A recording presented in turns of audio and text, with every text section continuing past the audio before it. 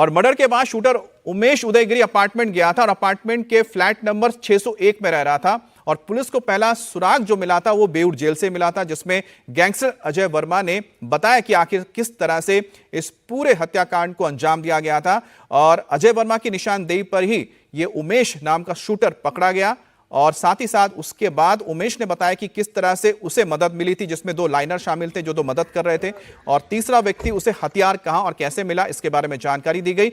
और इसके बाद पुलिस ने आगे की कार्रवाई शुरू की। पहले उमेश पकड़ा गया, उसके बाद दोनों लाइनर पकड़े गए और फिर पकड़ा गया। आखिरकार एनकाउंटर हो गया यहां पर राजा का। हमारे साथ नीतीश जुड़े हुए हैं। नीतीश, पुलिस के पास जो ये सबसे बड़ा सुराग था कि अजय वर्मा इसके पीछे है, ये कैसे पुलिस ने पता लगा पुलिस को, और किस तरह से अजय वर्मा तक पहुंची पुलिस?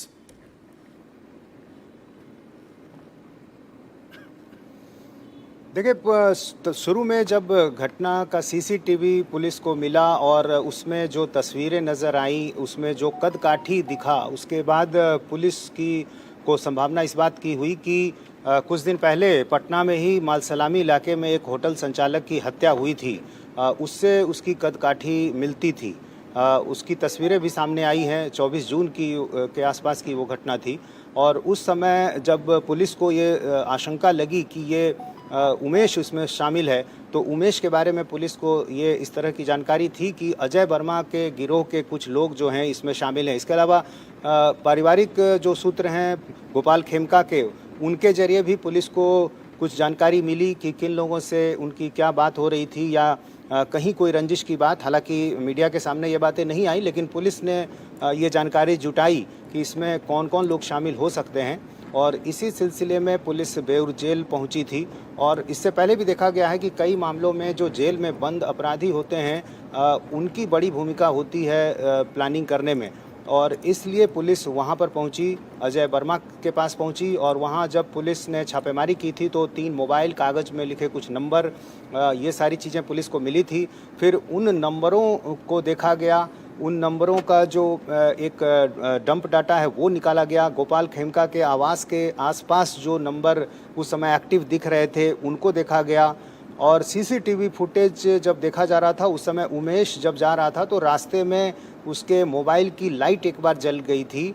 तो उसके बाद पुलिस इन तमाम पहलुओं को जोड़ते हुए उमेश तक पहुंची।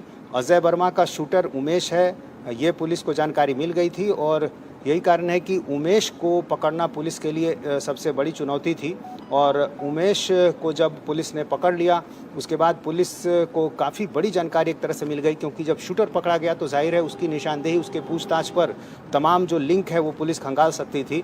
और इसलिए उमेश से कई घंटे पूछताछ की गई और उसकी निशानदेही पर पुलिस जो है उसके पूरे गैंग तक पहुँची। और फिर उदयगिरी अपार्टमेंट जो कि पटना के कोतवाली थाने से बिल्कुल करीब है, वहाँ पर पुलिस पहुँची और फिर वहाँ से लोगों को पकड़ा। फिर दूसरे जब लोग पकड़े गए तो उनसे जानकारी मिली। तो इस तरह से एक एक कर सारे जो कड़ियाँ हैं जुड़ती चली गई और पुलिस के लिए इस केस को सुलझाना और इसके नतीजे तक पहुँचना आसान हो गया। जी, इस बीच एक और अपडेट भी हम बता दें। पटना पुलिस के एनकाउंटर में ढेर 29 साल के राजा पटना इलाके में हथियार का बड़ा सप्लायर था और उसके घर पर छापेमारी करने गई थी पुलिस। और रात को 2:45 पर एनकाउंटर हुआ और थाने से 2 किलोमीटर दूरी पर राजा का एनकाउंटर हुआ है। राजा ने पुलिस टीम के ऊपर फायरिंग की थी और जवाबी कार्रवाई में राजा को गोली लगी, जिसके बाद बताया जा रहा है एनकाउंटर में उसकी मौत हो गई है। तो इस वक्त की बड़ी खबर है कि राजा पटना में हथियार का बड़ा सप्लायर था और पुलिस को जब जानकारी मिली उमेश से इस बारे में, तो पुलिस उसके घर पहुंची थी छापेमारी करने के लिए। और रात के वक्त जब पुलिस छापेमारी करने के लिए पहुंची तो पुलिस के ऊपर भी हमला किया गया, पुलिस के ऊपर फायरिंग की गई थी। जवाबी कार्रवाई में राजा को गोली लगी और बताया जा रहा है जब अस्पताल ले जाया गया तब तक उसकी मौत हो चुकी थी।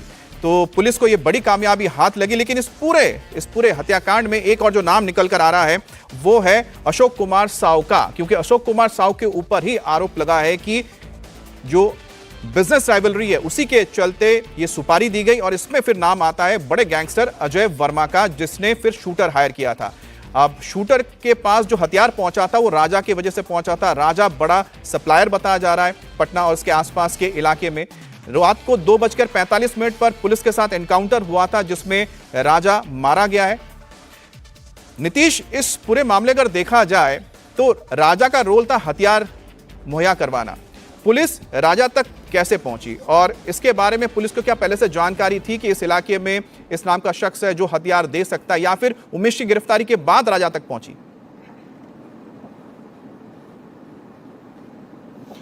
उमेश की जब गिरफ्तारी हुई तो जाहिर है उमेश पुलिस के लिए वो कड़ी था जहां से इस केस से जुड़े जो तमाम कड़ियां थी उन तक पहुंचा जा सकता था। इसलिए उमेश से जब कड़ाई से पूछताछ की गई तो फिर उसने एक एक कर सारी बातें बताई कि किन लोगों ने उनकी मदद की, कौन वो लोग थे जो हत्या करवाना चाहते थे।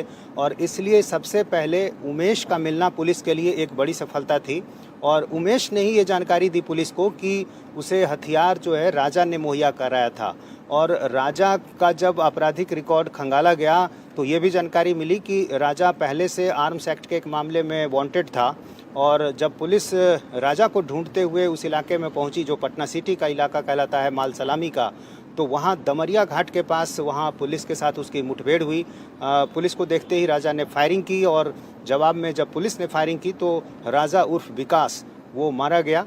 तो राजा तक पहुंचना जो है पुलिस के लिए इसलिए संभव हुआ क्योंकि पहले उमेश पकड़ा जा चुका था। उमेश की निशानदेही पर राजा तक पुलिस पहुंची थी और उमेश से ही पुलिस को ये जानकारी मिली कि उदयगिरी अपार्टमेंट के फ्लैट नंबर 601 में अशोक साव है और इसलिए पुलिस वहां पर पहुंची थी उस सरिया कारोबारी तक, जिसके बारे में ये जानकारी मिल रही है कि वही इस केस का मास्टरमाइंड है। तो अशोक साव, उमेश, राजा, अजय वर्मा, ये तमाम जो लिंक हैं जब पुलिस को मिल गए तो उसके बाद इस केस को सुलझाना पुलिस के लिए आसान हुआ। हालांकि अभी और कुछ ऐसे एंगल हैं और कुछ ऐसी जानकारी है जो पुलिस अभी जुटा रही है और इन लोगों से जो जानकारी पुलिस को मिल रही है उसके आधार पर पुलिस छापेमारी कर रही है। अब जो शूटर है उमेश, इसके बारे में बताया जा रहा है कि दिल्ली में नाम बदल कर रहता था, तो इसकी हिस्ट्री क्या है? ये रहने वाला कहाँ, बिहार का ही है? ये रहने वाला पटना का ही है, पटना के माल सलामी इलाके का ही रहने वाला है। और ये कुछ दिन पहले दिल्ली से पटना आया था और उसे 24 जून को वो पटना पहुंचा था। उस समय अजय वर्मा के साथ भी उसको देखा गया था जब अजय वर्मा की गिरफ्तारी नहीं हुई थी। और अजय वर्मा का वो करीबी है, इस बात की जानकारी पुलिस को मिल गई थी। उसके शूटर के तौर पर काम करता है, इसलिए पुलिस जब बेऊर जेल गई थी तो अजय वर्मा से कई घंटे तक पूछताछ हुई थी और फिर अजय वर्मा से जो जानकारी मिली और उसके आधार पर उमेश को पकड़ा गया और फिर उमेश से जानकारी मिली राजा के बारे में। तो इस तरह से एक के बाद एक पुलिस को कई जानकारी मिलती चली गई और इस पूरे मामले में पुलिस नतीजे तक पहुंच सकी।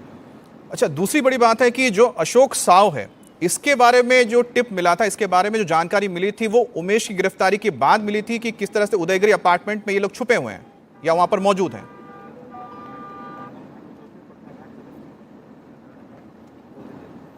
जी हाँ, जब उमेश की गिरफ्तारी हुई उसके बाद ही पुलिस को ये पता चला कि इस मामले में अशोक साव जो है वो मास्टरमाइंड है और वो कहाँ रह रहा है। तो इस बात की जानकारी मिल गई, इसलिए सीधे पुलिस पहुंच गई उदयगिरी अपार्टमेंट, जो कोतवाली थाने से महज 200 मीटर की दूरी पर होगा। और ऐसी जगह पर जहां वो रह रहा था वो एक पॉश इलाका है और उदयगिरी अपार्टमेंट काफ़ी जाना पहचाना नाम है। और जाहिर है चूँकि वो एक बड़ा कारोबारी भी है अशोक साव, सरिया का कारोबारी है, कुछ बिल्डिंग भी बनाता है, तो एक बड़ा नाम था अशोक साव। हालांकि इसकी कोई ऐसी पहचान नहीं है पटना में, लेकिन पुलिस को ये जानकारी उमेश से मिल गई थी कि अशोक साव ही है जो जिसने इस हत्याकांड को अंजाम दिया है। तो अशोक साव तक जब पुलिस पहुंच गई उसके बाद उमेश के ही निशानदेही पर राजा के बारे में जानकारी मिली। राजा उर्फ विकास जो हथियारों को सप्लाई किया करता था, ये उसका काम था।